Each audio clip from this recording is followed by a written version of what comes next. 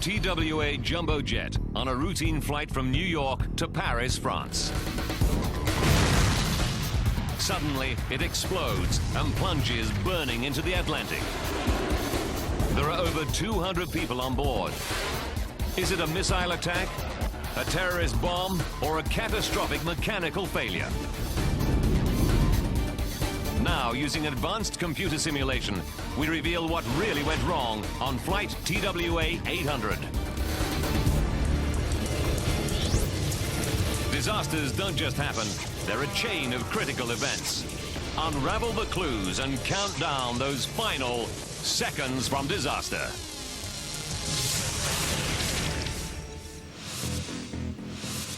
America, New York City. John F. Kennedy Airport, July 17th, 1996. Security is tight at New York's busiest airport. Tens of thousands of people will pass through JFK today on some 1,000 flights. They are all potential targets for terrorist attack. Heading to JFK today are two young college students from Macon, Georgia. Becky Olson is 20 years old. She's been best friends with 19-year-old Michelle Becker since high school. They're excited. Today they'll fly to Paris for a friend's wedding, followed by a backpacking holiday around Europe. The girls' parents have given the trip their blessing. They were very excited to be going. They just knew it was going to be a wonderful new adventure.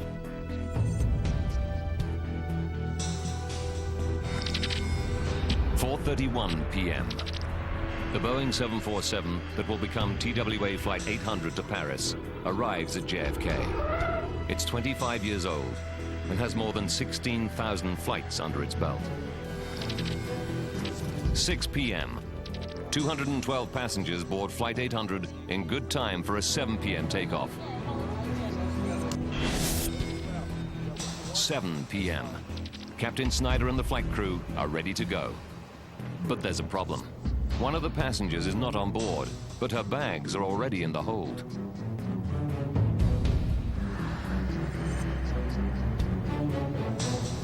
The plane is delayed while ground staff hunt for the missing passenger. Outside, it's 28 degrees Celsius, and on the asphalt of the apron, the jumbo is getting hot. As the minutes tick by, air conditioning units under the fuselage keep the passengers cool. At 7:59 p.m., gate personnel contact the crew. TWA Flight 800, sorry about that delay. We have confirmation that the passenger is on board. They were on board the whole time. 8:19. At last, Captain Kevorkian throttles up the 747. Flight 800 lifts off an hour and 20 minutes late. TWA 800's flight path will take it through some of the most congested airspace in the USA. It will also skirt the boundary of a US military zone to the south. Air traffic control clears Flight 800 to climb to its next level.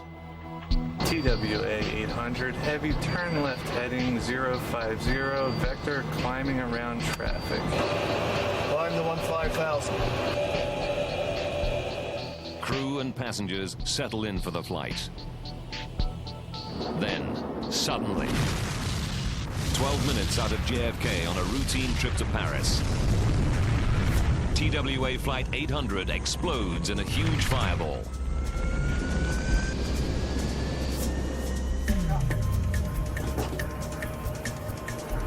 At air traffic control, Flight 800 suddenly disappears off radar screens.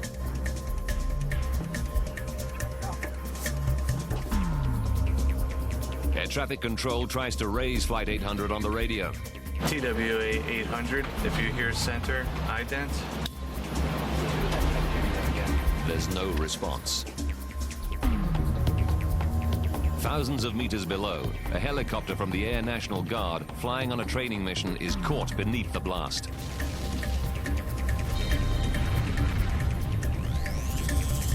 I looked over my right shoulder and this fire exploded across the sky and came down like a curtain, like napalm. Now the helicopter crew is in danger. If debris hits the rotor blades, they too could crash into the water. We had to get out of there. The helicopter makes it away safely. They race to get help. Back at base, Major Mike Noyes prepares to take command of the helicopter and head out to the crash site. First on the scene is the Air National Guard rescue helicopter. The sea below them is on fire. Picture a campfire that's a quarter or a half mile long, but the flames are, oh, I don't know, they're at least 10 feet high. A small armada of 40 Coast Guard boats plus police and civilian craft joins the search. In the darkness, rescuers scan the wreckage for signs of life.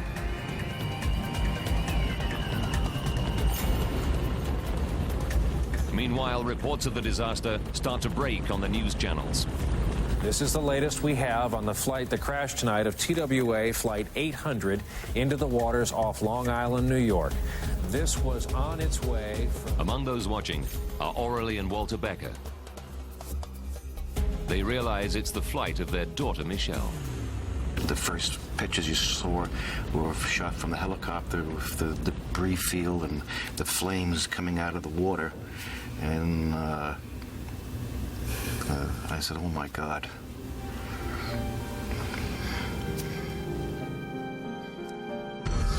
Search and rescue, we know, is a nightmare. They are looking for people who survived this.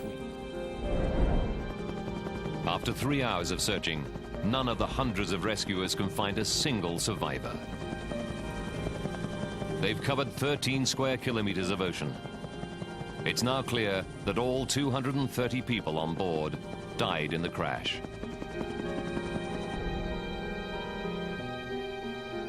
News reaches the FBI and New York Assistant Director James Kallstrom. Kallstrom immediately suspects the crash is no accident. My gut told me that this was probably an intervention by some criminal, some terrorist. The FBI launches a major criminal investigation. Within hours, hundreds of agents and police rush to the coast. Pilots who were near the jet when it exploded tell FBI agents that the blast came out of the blue. But witnesses on the ground report something highly suspicious. We had 50, 60 people that had called in and said, I saw things in the sky. Some described them as ascending towards this fireball. Over time, 258 people tell the FBI they saw something streaking through the sky at the moment the 747 was lost. I followed the streak of light, red-orange in color, moving from my left center to my further left. Kallstrom faces a horrifying possibility.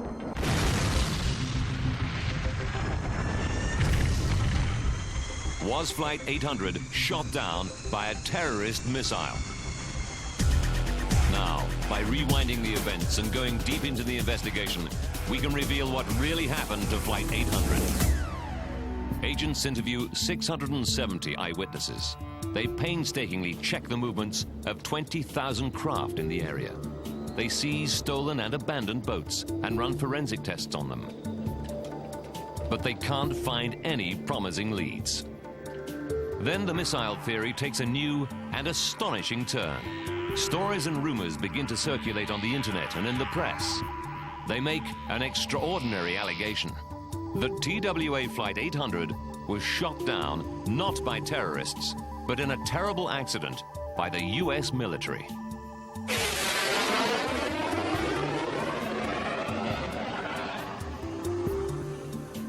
The FBI knows that Flight 800 did skirt the edge of an active military weapons fire zone, Whiskey 105, an area of several thousand square kilometers south of Long Island.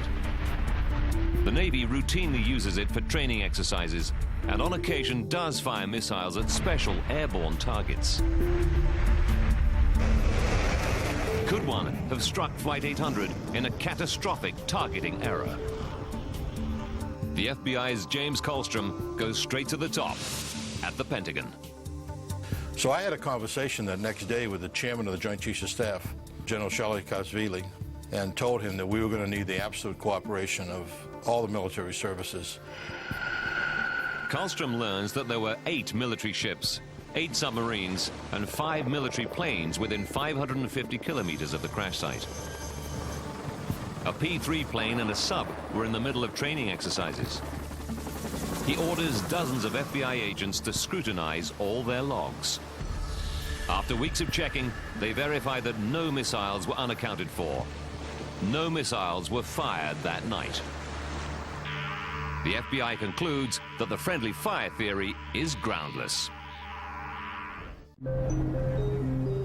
A terrorist bomb or missile is still one of the chief suspects for the loss of Flight 800. But the only way of finding out for sure what downed the plane is to analyze the wreckage. That job falls to the FBI's co-investigators, the National Transportation Safety Board, the NTSB. Their priority, to find the plane's flight recorders or black boxes. Since the day after the crash, Navy divers have scoured the debris zone in the deep waters off Long Island. 6 days into the search, and there's no sign of the black boxes. Then, on day 7, a diver spots something. A flash of orange. The cockpit voice recorder. That's it. See the beacon right on it? Within seconds, they get lucky again. The flight data recorder lies just meters away. They got both of them? Holy cow! Against all the odds, the tape is intact and playable. TWA 800. They carefully analyze all the pilots' conversations and the readings from the data recorder. Stop climb at 13,000. And the electric? They scour the last seconds of the recording for any clues to the plane's sudden loss. But at 8:31 and 12 seconds, the recording cuts off suddenly. Whatever happened to Flight 800, the pilots had no time to react. The excitement of the find turns to bitter disappointment. The voice recorder, and the same with the data recorder, really told us nothing. Now the investigators must rely entirely on the salvaged wreckage of the doomed jet for clues. Every fragment of the plane must be brought back to shore so that they can study it in detail. Here, investigators analyze the debris for any trace of explosives. If Flight 800 was brought down by a bomb or a missile, it would leave evidence behind. NTSB metallurgists examine the fragments under scanning electron microscopes. We looked at every piece, every square inch of every piece, every fracture, every surface. Each piece as it came in was examined in detail for evidence of a bomb or an explosion, and there simply was no evidence of that type on the TWA airplane. The criminal investigation hits a brick wall. Now the NTSB focuses on catastrophic mechanical failure as the likely cause of the crash.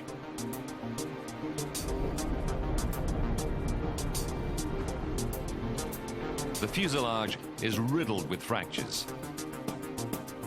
To trace where the plane's breakup started, Wildey first needs to calculate the sequence of the fractures. All of these early fractures stemmed from one location, and that was right here in the fuselage, just in front of the front spar, near the bottom of the airplane. Now Wildey must find what triggered the initial fracturing. He looks behind the spot where the fractures begin. It's the site of the 747's biggest fuel tank, the massive center wing tank. Inside the tank, he discovers something disturbing. A series of dents in the front of the tank, known as the front spar. The most likely scenario for the damage? An explosion inside the tank. The obvious culprit for such a blast, jet fuel. Investigators examine the fueling records at JFK. They find that the ground crew left Flight 800's center wing tank almost empty, with just 190 liters of Jet A fuel in it. that's just a puddle in the bottom.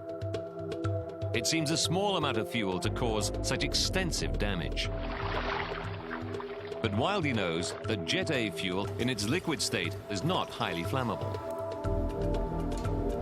But when it's enclosed in a tank and heated up, it vaporizes, becoming easy to ignite.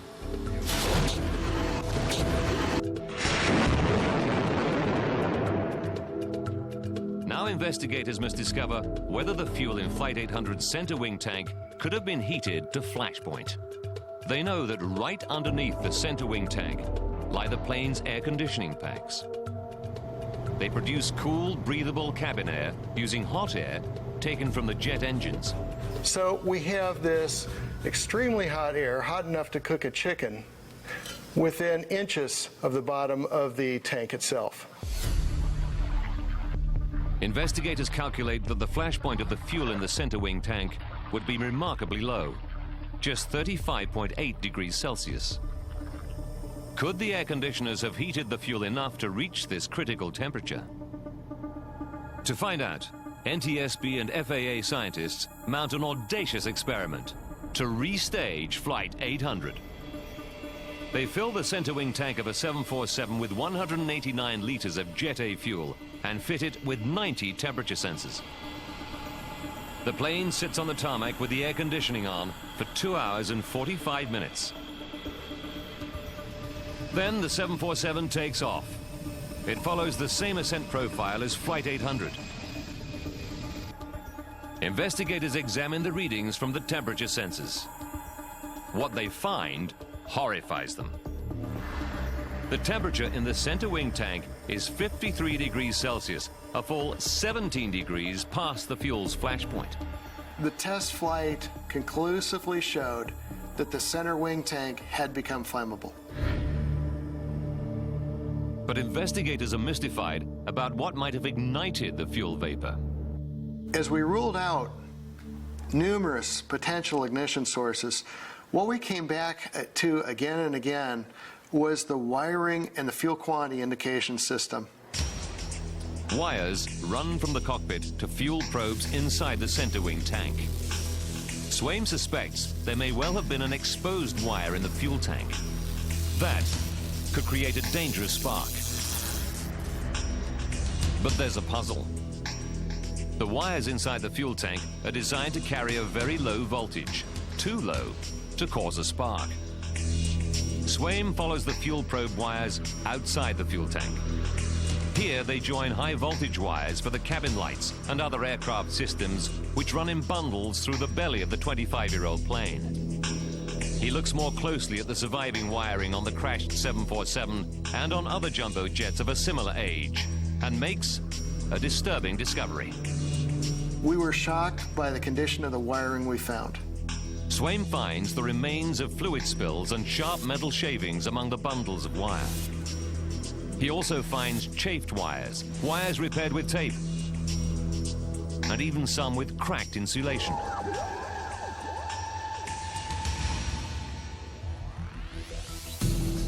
He concludes that the poor state of wiring on older 747s could allow high voltage electricity to jump into the fuel tank wires. It could then pass into the fuel tank, causing a short circuit. The resulting spark would ignite the fuel vapor. The NTSB believe a fuel tank explosion blew apart Flight 800 when a short circuit caused a fatal spark. But they have no proof. Short circuits often leave no physical trace in wiring. Their one hope of proving the theory is the plane's black boxes, which hold the only surviving flight data. The 13-minute cockpit voice recording seems unremarkable. But as they replay the tape, investigators hear something intriguing. Just before the recording cuts off, there are two minuscule pauses.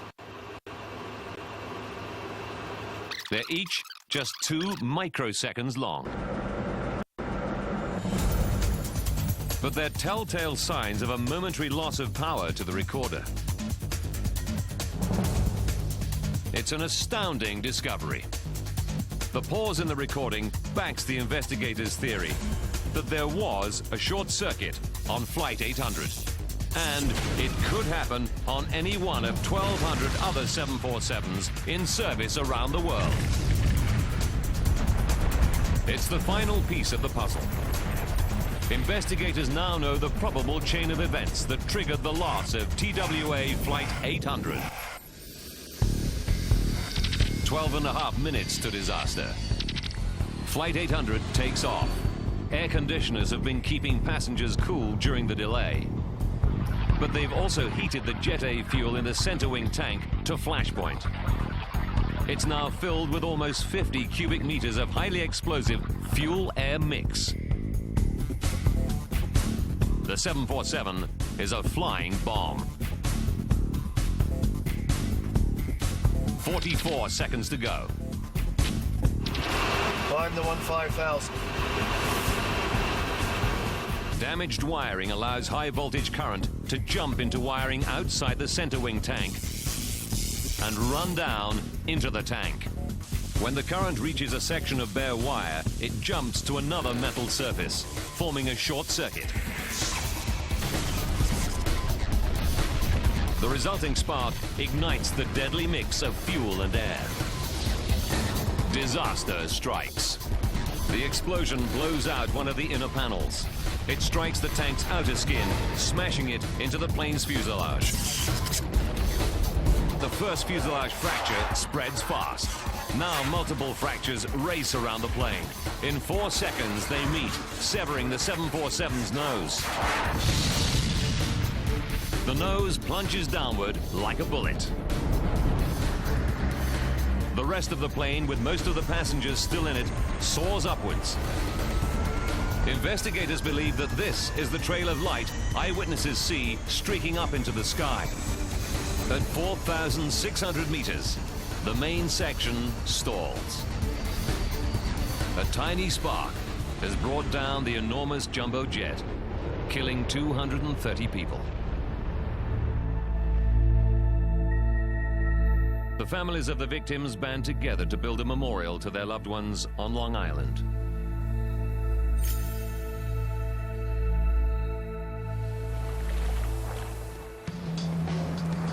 The disaster is a wake-up call to the aviation industry.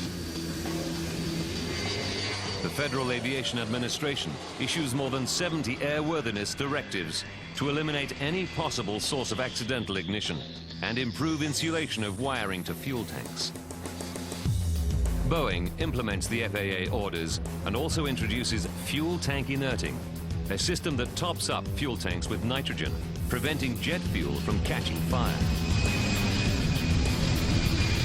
The first commercial jumbo jet, fitted with an inerting system, rolled out in the summer of 2005.